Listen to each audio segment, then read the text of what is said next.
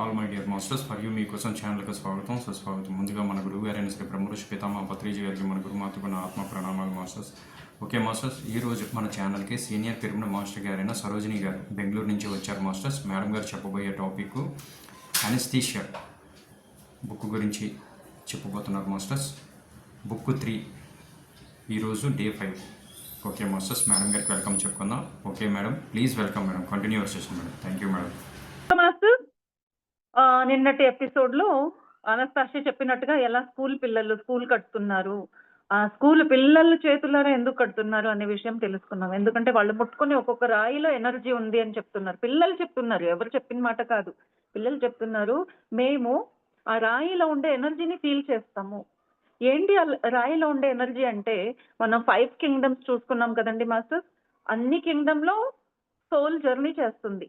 So ఎక్కడైతే soul ఉందో అక్కడైతే లైఫ్ ఉంది. సో పిల్లలు అంటున్నారు, ఒక్క రోజుకు ఒక హార్ట్ బీట్ ఉంటుందంట ఆ రాయికి. So 1 rock has 1 heart beat per day. So ఆ సమయంలో మనం దాంతో పలకరిస్తే, మాట్లాడితే, అప్పుడు ఆ రాయి ఆ మెసేజ్ ని క్యాచ్ చేసుకొని తన దగ్గర ఉంచుకుంటుంది. వేరే రాయి వచ్చినప్పుడు పాస్ ఆన్ అవుతుంది. సో మనం ఎంత ప్రేమగా ఇల్లు కట్టుకుంటామో అన్నేళ్ళు ఆ ఇల్లు కదలకుండా, పడిపోకుండా, అందుకే పాతకాలంలో గుడి, గోపురాలు అలా కట్టారు. చర్చ్ అనే చెప్పారు ఇక్కడైతే. సో ఇంకా వేరే పాప తన లవ్ ఎనర్జీని పంపించడం, అలా కళ్ళతో ఎలా పంపించడం అనేది ప్రాక్టీస్ చేస్తా ఉంది. అది చూసాం మాస్టర్. ఇప్పుడు ఇలా ఈ పిల్లలు ఎదుగుతున్నారు కదా, అమ్మాయి వంట పని చేస్తున్నారు, ఇల్లు కడుతున్నారు, బొమ్మలు గీస్తున్నారు, మరి వాళ్ళు తెలుసుకుంటున్నారు లవ్ ఎనర్జీ గురించి. అప్పుడు వ్లాడమిర్ ఆలోచిస్తున్నారు, రాబోయే సమయంలో మగవాళ్ళు, అబ్బాయిలు ఎలాంటి అమ్మాయిల్ని ఇష్టపడతారు? ఇలాంటి ఒక చక్కటి అమ్మాయి దొరికితే మన జీవితం అంతా ఎంత బాగుంటుందో.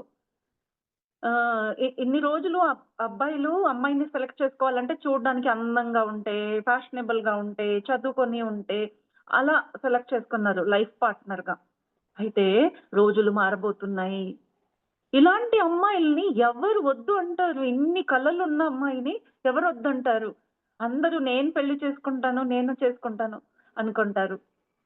అలా అందరూ అలా తయారైపోయారనుకోండి, అందరూ అమ్మాయిలు అలాగే అయిపోయారనుకోండి, అప్పుడు వాళ్ళకి అసలు ఏ లోటే ఉండదు. ప్రతి ఒక్కరు వచ్చి వాళ్ళని ఇష్టపడతారు, ఇష్టంగా పెళ్లిళ్ళు చేసుకుంటారు. అప్పుడు ఈ ఆలోచన వచ్చినప్పుడు వ్లాడమిర్ ఆ అమ్మాయినే డైరెక్ట్ గా అడుగుతారు, అమ్మా నువ్వు ఎన్ని పనులు చేస్తున్నావు కదా, నీకు ఎలాంటి అబ్బాయి కావాలి? పెళ్లి చేసుకున్న వయసు వచ్చినప్పుడు ఎలాంటి boy, what kind of a boy అని, ఎలాంటి కుర్రాడు నీకు కావాలి అంటే, ఎలాంటి కుర్రాడు వచ్చినా పర్వాలేదు అంటుంది పాప. ఎలాంటి కుర్రాడు అంటే, నీకు ఇలా ఎత్తుగా ఉండాలి, ఫేర్ గా ఉండాలి, టాల్ గా ఉండాలి, హ్యాండ్సమ్ ఉండాలి, జోకులు వేయాలి, అలా ఏవి కోరికలు లేవా అని అడిగితే, ఉంటాయి, అయితే నాకు అదే కావాలి అనేది లేదు. ఎంత క్లారిటీ చూడండి చిన్న పాపకి. అది మనం ఇక్కడ చూస్తున్నాం.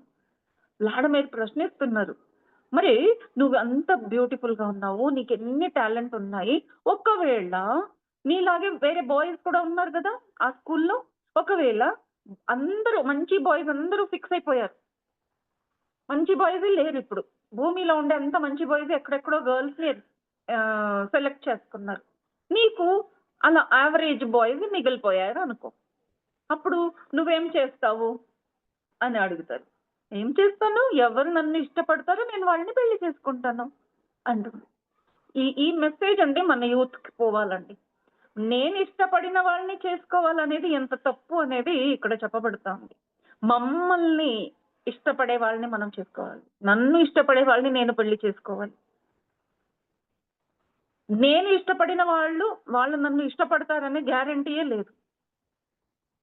సో ఈ క్లారిటీ వచ్చిందంటే మనం అలా ఆలోచిస్తాం.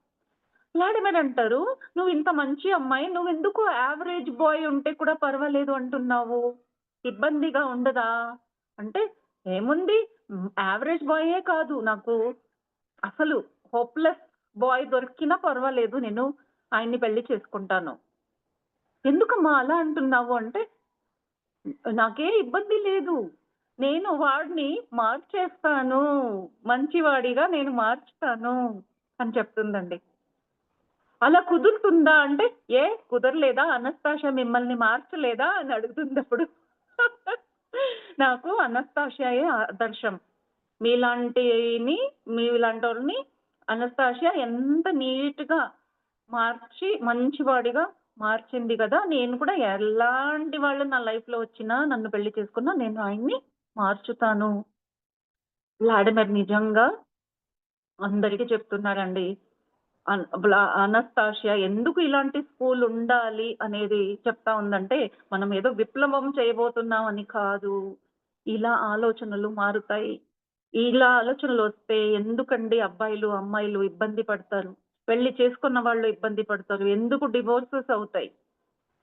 ఎందుకు మనం బ్లేమ్ చేస్తాం? ఎవరిని బ్లేమ్ చేయకుండా ఎంచక్కా లైఫ్ ఉంటుంది. జస్ట్ ఇమాజిన్ చేస్తేనే ఎంత బ్యూటిఫుల్ అనిపిస్తా ఉంది. So yeah!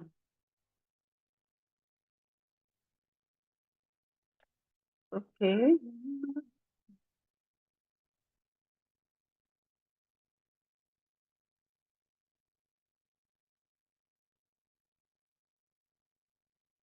Okay master. So, ఇలా ఇవన్నీ చూసి అయినా బుక్‌లో ఈ విషయాలు తప్పకుండా నేను రాయాలి. బికాజ్ ఈ విషయాలు అందరికీ తెలియపరచాలి. డైరెక్ట్‌గా అనస్తాషియా ఏ విషయాలు చెప్పలేదు. నన్నందుకే స్కూలుకి పంపించింది. ఇక్కడ నేను తెలుసుకోవాలిప్పుడు. ఇన్ని రోజులు అనస్తాషియా చెప్తే పాయింట్స్ రాసుకున్నాను గానీ, ఇప్పుడు నాకు ఆ తెలివి వచ్చింది కాబోలు. అందుకే అనస్తాషియా నన్నే పంపించింది. నేనిప్పుడు జర్నలిస్ట్‌గా పని చేయకుండా, నేను కూడా అనస్తాషియా లాగా అయిపోవాలి. నా లోపల ఉండే జ్ఞానాన్ని యూజ్ చేసుకోవాలి అని ఒక చిన్న పిల్లలు చేయగలుగుతున్నారంటే నాకంత తెలివి లేదా? మరి తను కూడా చెప్పింది గదా! నిన్ను మార్చింది అంటే అప్పుడు అయితే నేను మారిపోయానా? అలా అయితే నేను కూడా ఇప్పుడు బ్రిలియంటా? నేను కూడా ఇంటెలిజెంటా? సో, నాకు కూడా ఇప్పుడు అనస్తాషియా చెప్పే శక్తులన్నీ నాకున్నాయా? అని ఆ పాపనే అడుగుతారు. అప్పుడు "yes, I love you Vladimir. Because Anastasia loves you no. అందుకే నేను కూడా మిమ్మల్ని లవ్ చేస్తాను" అని. ఇప్పుడు వ్లాడిమిర్‌కి ఆలోచన. అవును కదా! అనస్తాషియా ఎందుకు నన్ను ప్రేమించింది? అసలు నేనంత యూత్ కాదు. మరి బిజినెస్ మ్యాన్ కాదు. ఫేమస్ కాలేదు. అంతా లాస్ అవుతా ఉంది. వయసయిపోయింది. పెళ్లి అయింది. పిల్లలున్నారు. ఒంటి నిండా జబ్బులున్నాయి. అలవాట్లు బాగాలేదు. తెలివి అయితే అస్సలు లేదు. ఈ స్పిరిచ్యువల్ నాలెడ్జ్ లేదు. ఎందుకు నన్ను ఇది చేసింది అని. సో, వ్లాడిమిర్ అంటారు నెక్స్ట్ టైమ్ నేను వెళ్ళినప్పుడు తనని అడగాలి. ఏంటి? ఎందుకు అని. ఇంకా అడగాలి అనేసరికి ఒక మాట తనకు గుర్తొస్తుందండి. అనస్తాషియా చెప్పిందనమాట. ఎప్పుడు చెప్పిందంటే, ఒక్కసారి ఆహ్, టైగర్ ఫారెస్ట్‌లో వాళ్ళక్కడ ఫస్ట్ టైమ్ 3 డేస్ ఉన్నారు గదండీ! అప్పుడు చెప్తుంది. హ్మ్. తను పాడుతూ ఉంటుందనమాట. పాడుతూ ఉంటే వ్లాడిమిర్ అంటారు, "నువ్వు చూడ్డానికి అందంగా ఉన్నావు. ఎంచక్కా మంచి వాయిస్ ఉంది. నువ్వు నాతో పాటు సిటీకొస్తే నీకు సినిమాలో యాక్టింగ్ మరి మోడలింగ్ చేపిస్తాను. నువ్వు వస్తే ఎంత బావుంటుంది. ఈ బుక్కు రాసి మనం సేల్ చేసి డబ్బులొస్తే ఎంతో సమయము. నువ్వు యాక్టింగ్ చేస్తే దీనికన్నా ఎక్కువ డబ్బులు మనం సంపాదించొచ్చు" అని. అప్పుడు తనంటుంది, "నాకు యాక్టింగ్ వచ్చు. నేను ఎవరినో చూస్తాను కదా! వాళ్ళలాగా నేను యాక్ట్ చేస్తున్నాను అంతేగాని, నాకు ఇక్కడి నుంచి బయట వెళ్ళాలనేది లేదు. అయితే నిజంగా నేను అందంగా ఉన్నానా? నిజంగా నేను బాగా డాన్స్ చేస్తానా?" అని చిన్న పిల్లల్లాగా గంతులేస్తూ యాక్టింగ్ చేసుకుంటూ మోడల్స్‌లాగా నడుచుతూ ర్యాంప్ మీద నడుస్తారు కదండీ! తన థర్డ్ ఐతో అంటే తన రే ఆఫ్ లైట్‌తో అది చూసిందనమాట. ఎలా నడుస్తారు? ఎలా పోజులు కొడతారు? అవన్నీ ఫోటో సెషన్స్‌లో. సో, తను కూడా అక్కడ యాక్టింగ్ స్టార్ట్ చేస్తుందనమాట. ఇలా, ఇలా తిరుగుతూ తన చిన్న డ్రెస్‌ని ఇలా, ఇలా ఊపుతూ, ఇలా జుట్టు ఎగరేసుకుంటూ, ఇంకా పడి, పడి నవ్వుతారనమాట. వ్లాడిమిరు మరి అనస్తాషియా ఇద్దరు నవ్వుకుంటూ చిన్న పిల్లల్లాగా ఒక హ్మ్. సమయాన్ని కంప్లీట్‌లీ మర్చిపోయి, వాళ్ళు నిజంగానే ఏదో మోడలింగ్ చేసినట్టు తను హ్మ్. "నీకు మోడలింగ్ వచ్చా? ఎంత బాగా యాక్టింగ్ చేసావే! సినిమా హీరోల గురించి తెలుసా? హీరోయిన్ తెలుసా?" అని పేరు చెప్తే, అనస్తాషియా ఆ హీరోయిన్ లాగానే పాడడం గాని, డాన్స్ చేయడం గాని చేయగలుగుతా ఉందనమాట. అసలు చూడండి తను సినిమాలు చూడలేదు, ఏం లేదు. అయితే అదంతా తెలుసు. సో, తను అలా హ్మ్. పాడటం మొదలెడుతుంది. నువ్వు ఎంచక్కా ఫిల్మ్ సాంగ్ కూడా పాడుతున్నావే! అలా అయితే ఒక సాంగ్ ఫుల్‌గా పాడవా? అంటే ఒక పాట మొదలెడుతుందండి. వ్లాడిమిర్ స్టన్ అయిపోతారు. ఎందుకంటే అది వ్లాడిమిర్ ఫేవరెట్ సాంగ్ అంట. సో, పాట మొత్తం ఎంత బాగా పాడిందంటే వ్లాడిమిర్ అంటున్నారు, "యాక్చువల్ ఒరిజినల్ సింగర్ కన్నా చాలా బాగా పాడింది." నేనస్సలు స్టన్ అయిపోయాను. తను ఎప్పుడు వినలేదు ఈ పాట. మరి ఎలా తను లిరిక్స్ అంతా కరెక్ట్‌గా చెప్తా ఉంది. మ్యూజిక్ కరెక్ట్‌గా అది లయబద్ధంగా చెప్తా ఉంటే స్టన్ అయిపోయి ఆ పాట వింటున్నారు. ఆ పాట ముగించిన తర్వాత భలే! భలే! ఎంత బాగా పాడావు అనస్తాషియా. నీకసలు తెలుసా ఇది నా ఫేవరెట్ సాంగ్ అంటే స్మైల్ చేస్తుంది అనస్తాషియా. Just smile. ఏదో సీక్రెట్ అన్నట్టుగా. హ్మ్. ఇంకో పాట పాడు చూద్దామంటే, నెక్స్ట్ పాట పాడడం మొదలెడుతుంది. అది ఏ పాట అంటే, అది కూడా 'వ్లాడిమిర్' ఫేవరెట్ సాంగ్. అలా ఒక్క పాట, 2 పాటలు, 5 పాటలు, 10 పాటలు పాడుతుంది. అన్నీ తన ఫేవరెట్ ప్లే లిస్ట్‌లో ఉన్న సాంగ్ అంట. ఆయన ఇది 1996 స్టోరీ కదండీ! అప్పుడంతా వీసీడీస్ ఉండేవి. ఆ వీసీఆర్‌లో రికార్డ్ చేసి పెట్టుకుంటారు కదా! అప్పుడు సాంగొచ్చేవి. ఫిల్మ్ సాంగ్స్ లేదా మనకు ఫేవరెట్ సాంగ్స్ కలెక్షను అలా. సో, ఈయన తనకు ఫేవరెట్ సాంగ్ ఒక కలెక్షన్ వీసీడీ ఉందంట.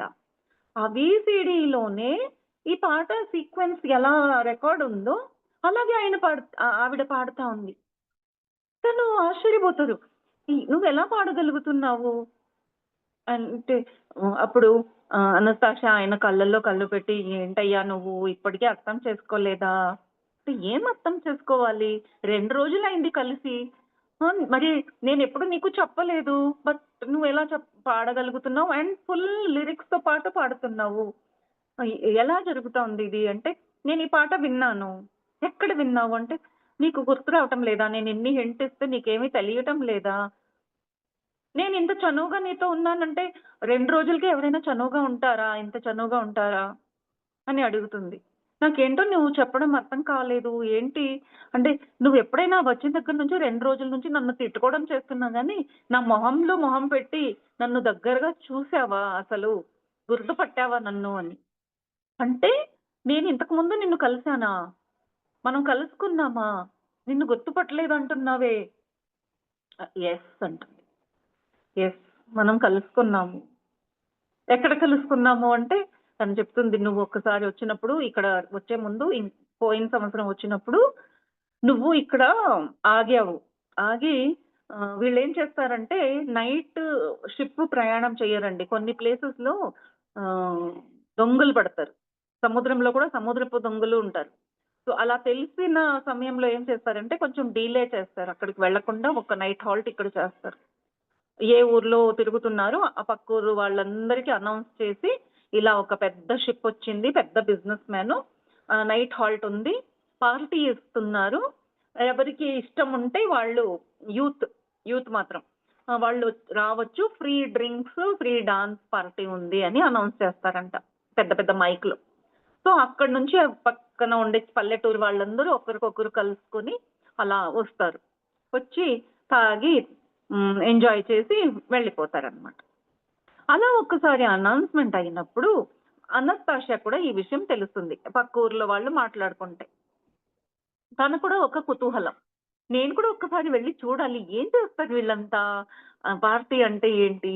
అసలు అబ్బాయిలు, అమ్మాయిలు కలిసి ఏం చేస్తూ ఉంటారు? ఆ షిప్ మీద ఎక్కి ఏం చేస్తారు? షిప్ ఎలా ఉంటుంది? నిజంగా దాని లోపల ఎలా ఉంటుంది? తోడైతే చూస్తుందనుకోండి. అయితే తనకొక కోరికొచ్చిందంట.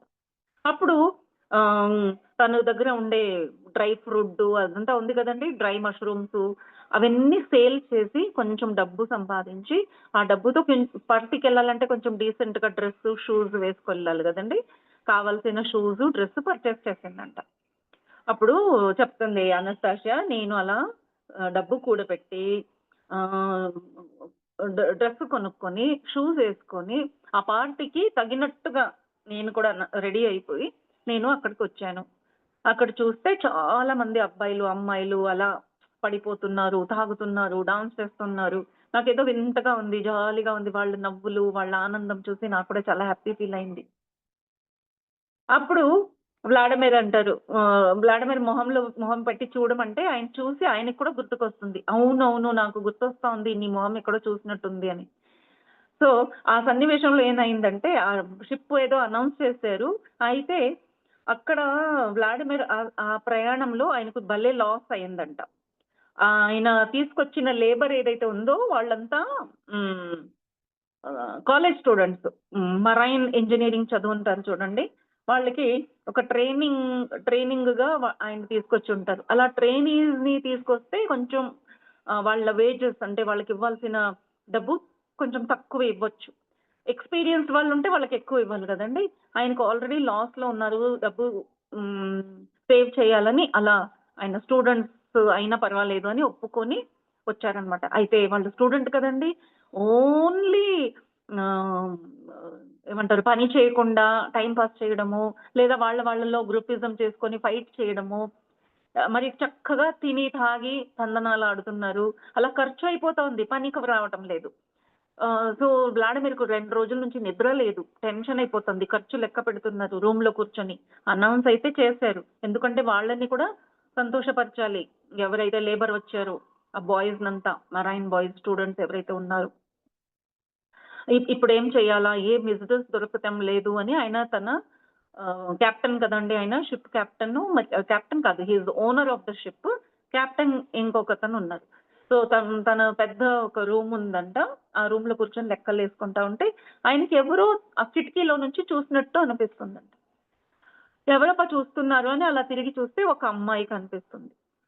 ఆ అమ్మాయిని చూసి ఈయన నవ్వుతారనమాట. "ఆ! ఇక్కడెందుకు చూస్తున్నావు? వెళ్ళు డెక్ మీద వెళ్ళు. అక్కడ పార్టీ జరుగుతా ఉంది. గో ఎంజాయ్" అని చెప్తారు. మళ్ళీ ఆయన పని చేసుకుంటూ అక్కడ మగ్నమైపోతారు. కాసేపు తర్వాత తిరిగి చూస్తే ఆ అమ్మాయి అక్కడే ఉంది. వెళ్ళలేదంట.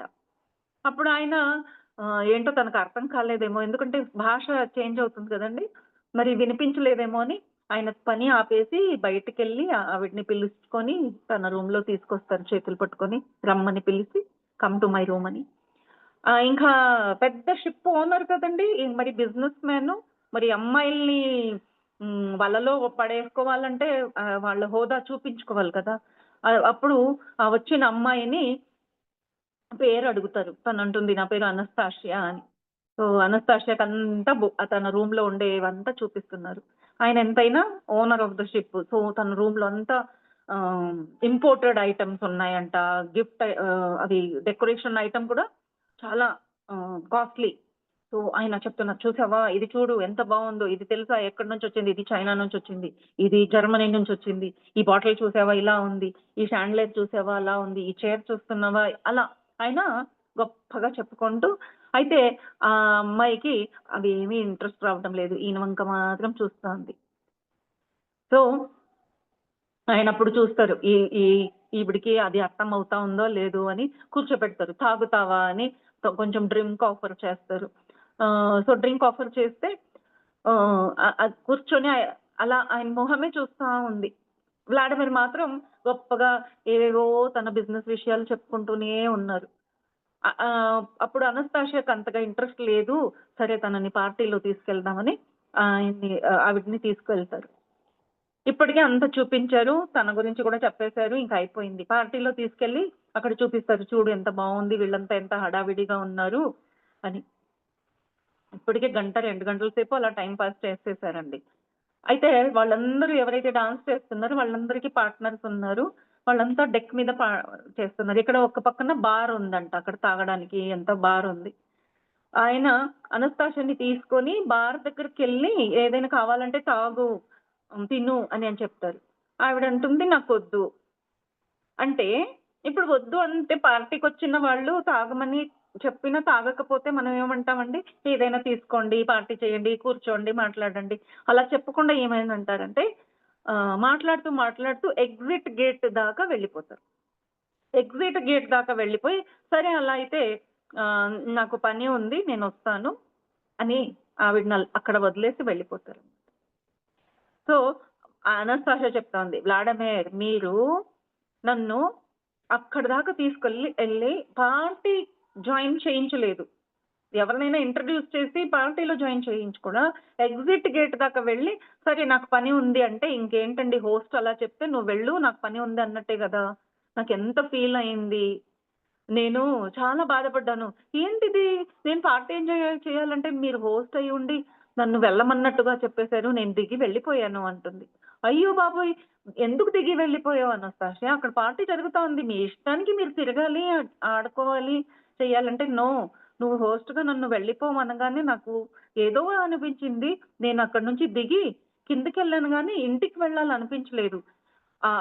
బీచ్ మీద నిల్చొని బోట్‌నే చూస్తా ఉందంట. ఆ షిప్‌ని. పెద్ద షిప్ కదా! అక్కడ వాళ్ళంతా గంతులేస్తున్నారు. మ్యూజిక్ ఉంది. లౌడ్ మ్యూజిక్ ఉందంట. అక్కడి నుంచి చూస్తే వ్లాడిమిర్ తన రూమ్‌లోకి వెళ్ళడం కనిపిస్తా ఉంది. ఇంక నన్ను వెళ్ళిపో అన్న తర్వాత నేనెందుకు వెళ్ళిపోవాలా? అయితే నీకు తెలుసా? నువ్వసలు ఒక్కసారైనా డాన్స్ చేస్తావా అని అడిగి ఉంటే, అసలు ఎంత మంచి డాన్స్ చేస్తాను తెలుసా నేను. నాకు చాలా ఇప్పుడు చూసావు కదా! నేనెంత బాగా డాన్స్ చేస్తాను, పాడుతాను, నాకు యాక్టింగ్ వచ్చు. నువ్వసలు ఎప్పుడూ అలాంటి డాన్స్ చూసి ఉండవు. అలాంటి ఒక డాన్స్ చూపించేదాన్ని చూపించి ఉండేదాన్ని. నేనంతా ప్లాన్ చేసుకొనొచ్చాను. ఎలా డాన్స్ చేయాలి? ఏ స్టెప్పులెయ్యాలి? అంతా మెంటల్లీ నేను ప్రిపేర్ అయ్యొచ్చాను. దాని కోసం డాన్స్ చేయాల్సి రావచ్చు అని దానికి తగినట్టుగా షూస్ కొనుక్కొనొచ్చాను. నాకు ఫ్యాషన్ తెలీదు. అందుకే నువ్వు నన్ను చూసినప్పుడు నేను కొంచెం వాళ్ళకన్నా భిన్నంగా ఉన్నాను అని నీకు అనిపించింది. నువ్వు అవాయిడ్ చేయడానికి నన్ను అలా తీసుకొని పక్కకు ఇది చేసావు. నాకది తెలిసిపోయింది. అయితే ఎందుకో మరి తెలీదు. నాకు వెళ్ళాలనిపించలేదు. అక్కడి నుంచి చూస్తూ ఉన్నాను. నువ్వు రూమ్‌లో నుంచి బయటకొచ్చావు. అప్పుడు అందరూ లేడీస్ నీ నీ పైన పడ్డారు. ఎప్పుడు అంతేనండి. ఈ పార్టీలో ఏం చేస్తారు, ఓనర్ ఎవరు ఉంటారో వాళ్ళ మీద పడిపోవడాలు, వాళ్ళతో తాగడాలు, వాళ్ళ ఒక అట్రాక్షన్‌ని హ్మ్, వాళ్ళు చేస్తారనమాట. వాళ్ళ అట్రాక్ట్ అయ్యేటట్టు చేస్తారు. సో, అది ఇక్కడ నుంచి నేను చూసాను. కొందరు అమ్మాయిలు వచ్చారు నీ దగ్గరు. నువ్వు కూడా వాళ్ళందరి భుజాల పైన చెయ్యేసి వాళ్ళ మొహానికి మొహం పెట్టి దగ్గరికెళ్ళి అలా మాట్లాడుతూ ఉన్నావు. నాతో మాత్రం నువ్వు రూమ్‌లో ఉన్నా అంత దూరంలో కూర్చొని మాట్లాడావు. నాతో అలా మాట్లాడలేదు. నన్ను ముట్టుకోలేదు. నా భుజం మీద చెయ్యేయలేదు. ఎందుకో తెలీదు. నాకు ఏదో అనిపించింది. వాళ్ళకైతే అలా చేశారు. నా నాకు ఆ బిహేవియర్ నాతో చేయలేదు. నన్నెందుకు అలా భిన్నంగా చూసారు అని కొంచెం నాకు ఏదో అనిపించింది. ఆ భావన నాకు తెలీదు అంటుంది. ఆహ్, అలా అయిన తర్వాత కాసేపు అందరితో తాగితే కొందరు లేడీస్ అలా వెళ్ళిపోయారు. అయితే ఒక అమ్మాయి మాత్రం అసలు నీ మీద పడి పడి చచ్చిపోతా ఉంది. I love you, I love you అంటా ఉంది. నిన్ను వదలలేను, నువ్వు లేక నేను ఉండలేను అంటా ఉంది. నువ్వప్పుడు ఆ అమ్మాయిని నీ రూమ్‌లో తీసుకెళ్ళావు. నేనది కూడా చూసాను. అప్పుడు అనౌన్స్ చేసావు నువ్వు. పార్టీ ఓవర్ అందరూ వెళ్ళిపోండి అని అనౌన్స్ చేశారు. అప్పుడు అక్కడున్న వాళ్ళు, "నో ఇంకా కొంచెం సేపు ఎంజాయ్ చేస్తాము" అన్నారు. ఆ అమ్మాయి కూడా వ్లాడిమిర్ ఇంకా కొంచెం సేపు ఇక్కడే ఉంటాను అనిందంట. అప్పుడు ఓకే. ఇంకో గంట సేపు అందరూ ఎంజాయ్ చేయండి. ఎక్స్‌ట్రా టైమ్ ఇస్తున్నాను అని చెప్పి నువ్వు ఆ అమ్మాయిని రూమ్‌లో తీసుకెళ్ళావు. అది కూడా నేను చూసాను. అలా అందరూ 1 అవర్ ప్లస్ 1 అవర్ ఎంజాయ్ చేశారు. అయితే ఆ అమ్మాయి గాని, నువ్వు గాని రాత్రి అంతా బయటకి రాలేదు. రూమ్‌లోనే ఉన్నారు. వాళ్ళంతా ఎంజాయ్ చేసి వెళ్ళిపోయారు. అయితే నేను అక్కడే నిల్చొనే ఉన్నాను బీచ్‌లో చూస్తూనే ఉన్నాను. తెల్లవారుజామున ఆ అమ్మాయి బయటకొచ్చింది. సో, నేను అది కూడా చూసాను.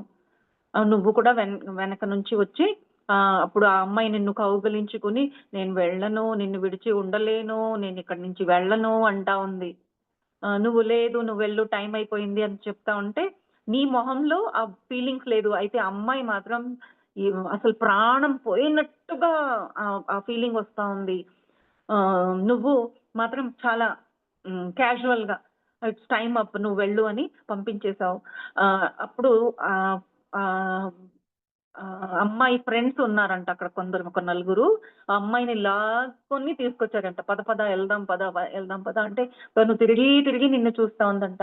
4 అడుగులు వెళ్తుందంట. మళ్ళీ పరిగెత్తుకుంటూ వెళ్లి కౌగిలించుకొని ముద్దు పెట్టుకుంటూ అలా చేస్తా ఉంది.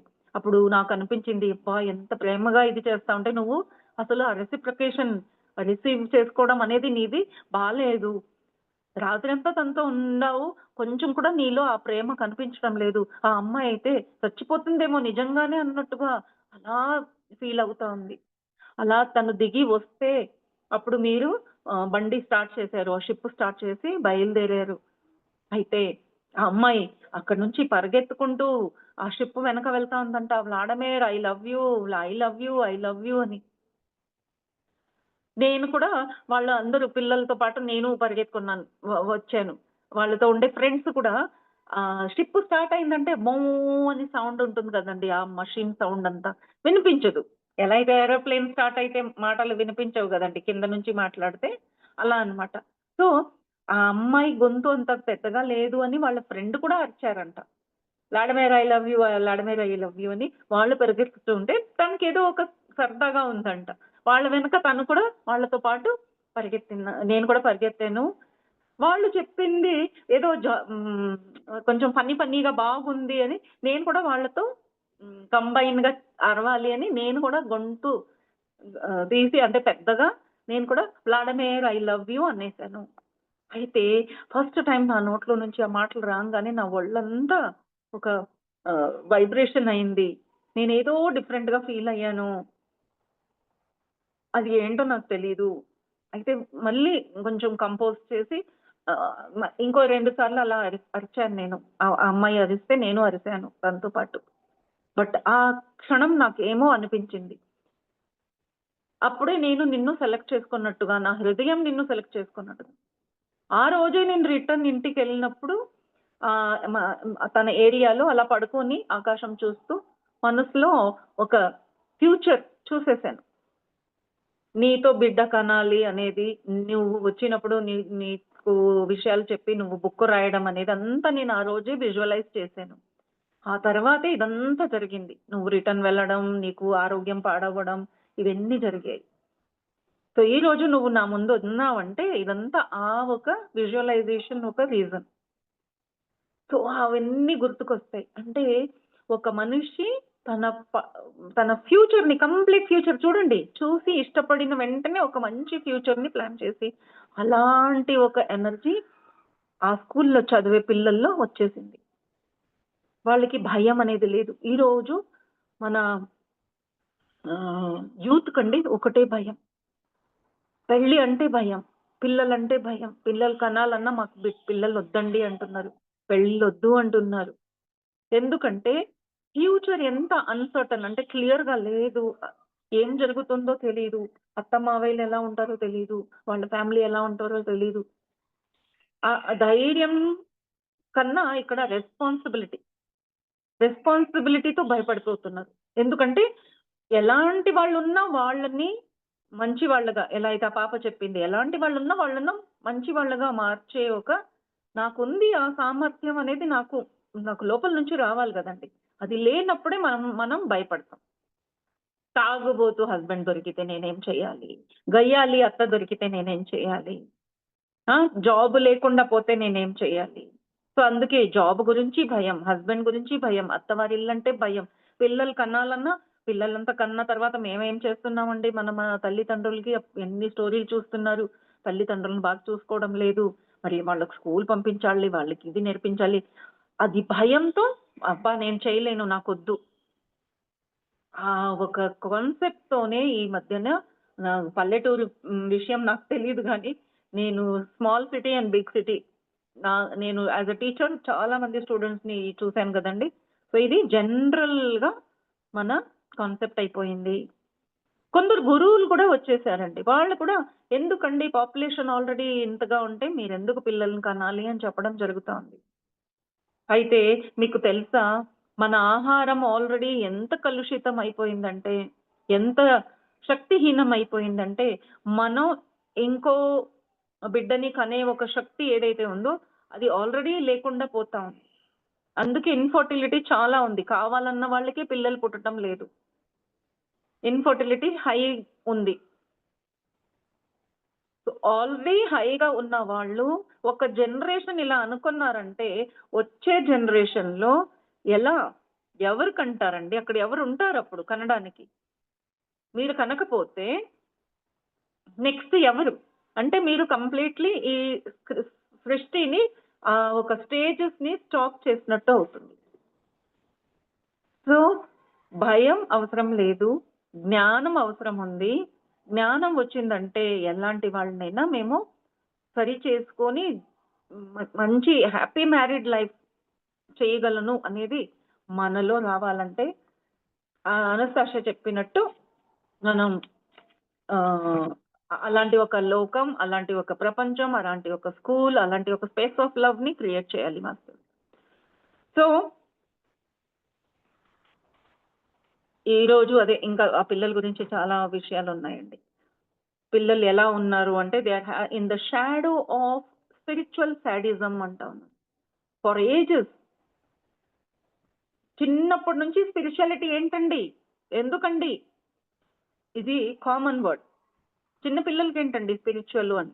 కొందరి ఇంట్లో అయితే ఎక్కువగా స్పిరిచువల్‌గా కనిపిస్తే చాలు భయపడిపోతారు పేరెంట్స్. అవసరం లేదు. ఈ వయసులో ఏం చేస్తున్నావు? ఎప్పుడు చూసినా ఏంటి విభూతి ఎందుకు పెట్టుకుంటున్నావు? ఎందుకు నామస్మరణ చేస్తున్నావు? లేదా ఎందుకు ఎప్పుడు అలాంటి ప్రశ్నలేస్తున్నావు? ఎందుకు గుడికెళ్తున్నావు? సో, పిల్లల్లో నేనది చేస్తే తప్పు అనే ఒక భావన వచ్చేస్తోంది. నేను ఎక్కువగా స్పిరిచువల్ గురించి మాట్లాడితే అది తప్పు. అది చేయకూడనిది. నేనే చేయటం లేదు. మీ అవ్వ ఇంకా కూర్చొని టీవీ చూస్తా ఉంది. నువ్వేంటయ్యా ఇప్పటి నుంచే అంటున్నారు. భగవద్గీత గురించి అడిగినా, కృష్ణ ఎవరు అని అడిగినా, ఏ బాబోయ్! ఎందుకోనండి మా బాబు అడిగాడు కృష్ణ ఎవరు అని.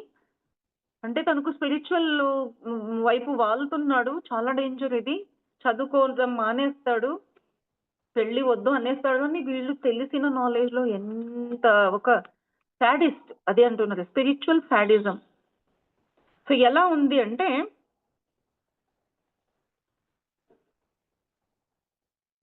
ఒక హ్మ్. హ్మ్.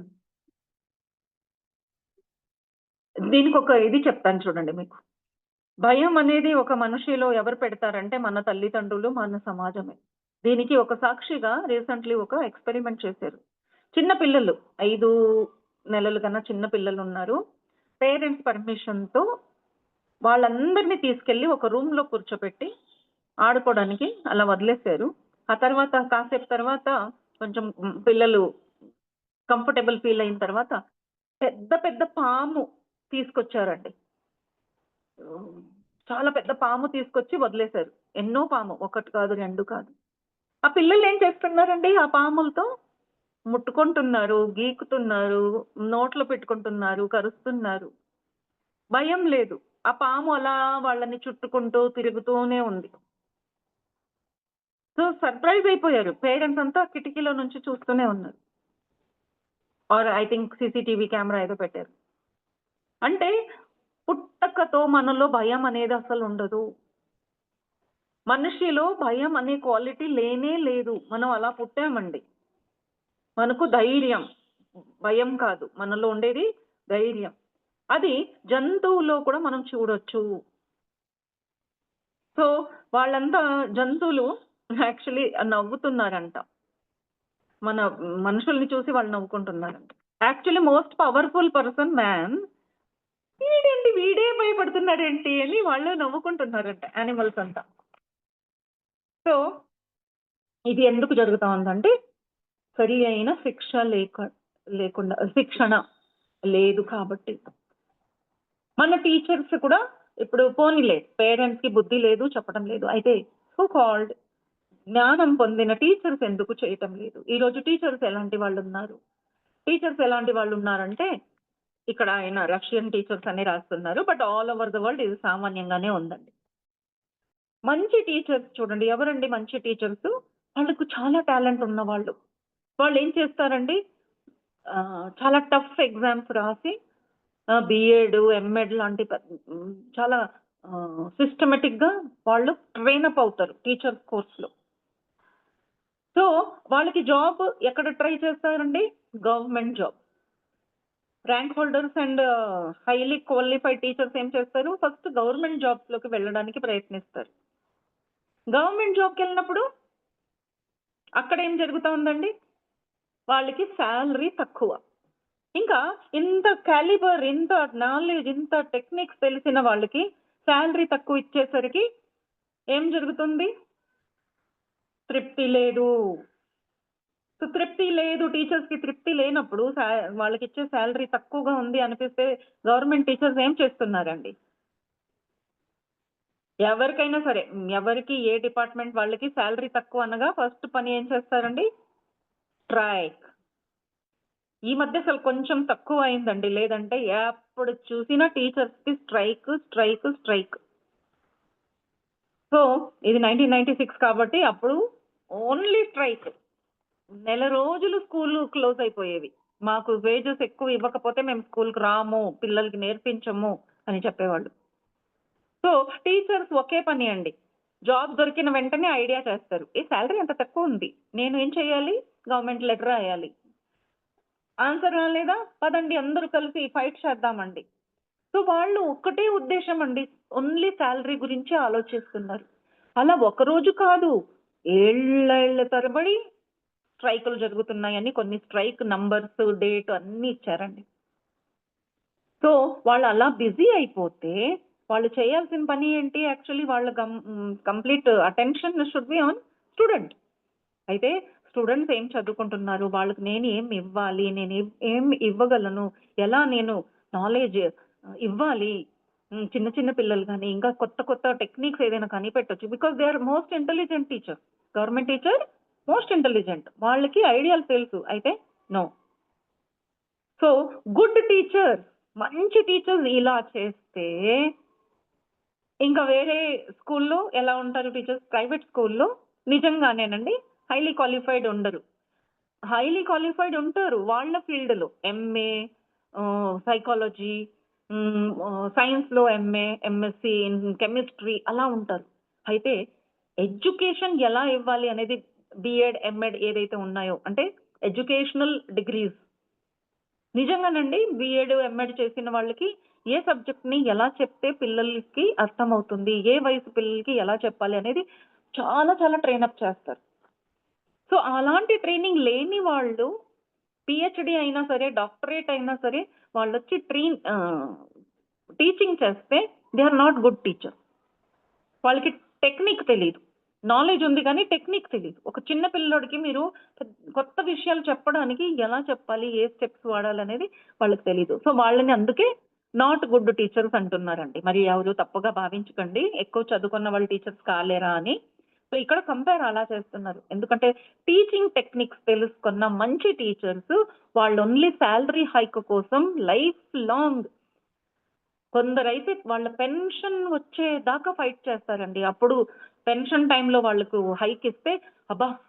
హ్యాపీ ఫీల్ అవుతారు. నేను ఎన్నేళ్ల నుంచి ఫైట్ చేశానో ఈ హైక్ కోసం. రిటైర్మెంట్ ముందు నాకొచ్చింది సాలరీ హైక్. అలా సంతోషపడుతున్నారు. అయితే వాళ్ళు జీవిత కాలంలో వాళ్ళు ఎంతమంది పిల్లలకి ఎంత ఒక విజ్డమ్ ఇవ్వగలిగిన వాళ్ళై ఉండి, వాళ్ళు ఇవ్వలేదు అనేది వాళ్ళకి అసలు ఆ నొప్పి లేదు. Ah, ah, ah, what do you call that? They should have like no oh my god! నా లైఫ్ అంతా వేస్ట్ అయిపోయింది. నేను పిల్లలకి ఇవ్వలేదే అని. సో, అది లేదు వాళ్ళలో అని చెప్తున్నారు.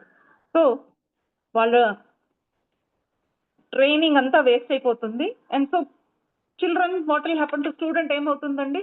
స్టూడెంట్ వాళ్ళ దారి మీద వాళ్ళు నడుస్తారు. వాళ్ళకి తెలిసిందే వాళ్ళు తెలుసుకుంటారు. ఎలా వీలైతే వాళ్ళు అలా తయారవుతారు. వాళ్ళకి ఇష్టమైనట్టు ఎందుకంటే ట్రైనింగ్ పీరియడ్‌లో వాళ్ళకు ట్రైనింగ్ దొరకలేదు కాబట్టి, సో, వాళ్ళు స్కూల్‌లో మాత్రమే కాదు, ఆ ఫౌండేషన్ అలా అయినందుకు వాళ్ళ లైఫ్‌లోనే దే విల్ ఫెయిల్. ఈ టెక్నిక్ ఏదైతే ఉందో బీఎడ్, ఎంఎడ్ లేదా గుడ్ టీచర్స్ ఇచ్చే ఒక ఫౌండేషన్, మంచి టీచర్స్ ఇచ్చే ఒక ఫౌండేషన్, బునాది ఇది సరి లేదు అంటే, వాళ్ళు కాలేజ్‌కెళ్ళినా, డిగ్రీ చేసినా, మంచి జాబ్ చేసినా ఏదో ఒకటి లోటు ఉంటుంది. ఎలా అయితే బునాది గట్టిగా లేదు, మీరు ఎంత పెద్ద బిల్డింగ్ కట్టినా అది స్ట్రాంగ్ బిల్డింగ్ కానే కాదు. బునాది మీన్స్ బునాదినే. ఆ తర్వాత మీరు బునాది వెయ్యరు. ఆ తర్వాత దాని పైననే కడుతూ ఉంటారు. మీరు ఫారిన్ కంట్రీకి వెళ్ళి హైయర్ ఎడ్యుకేషన్ చేసుకోవచ్చు. ఎక్స్‌ట్రా కోర్సెస్, అడిషనల్ కోర్సెస్ చేసుకోవచ్చు. లేదా లేటెస్ట్ టెక్నాలజీ చదువుకోవచ్చు గానీ, మీ బునాది గట్టిగా ఉండదు అని ఇక్కడ చెప్తున్నారు. అందుకే మనం చేయాల్సిందేముందంటే పిల్లలకి బునాది గట్టిగా చేయాలి. ఇంకా పారడైజ్ గురించే ఎక్కువగా ఉంది. టైమ్ అయిందా? ఓకే. యాహ్! కొంచెం ఓకే. ఫ్యాక్టరీస్ గురించి చెప్తున్నారు. అది యాడ్ చేద్దామండి రేపు. Okay masters. సో, ఈరోజు ఓకే మేడం. ఫర్ యూ మీకోసం మన ఛానల్కి వచ్చి ఎంతో ఆత్మజ్ఞానం అందించారు masters. Thank you madam. Thank you.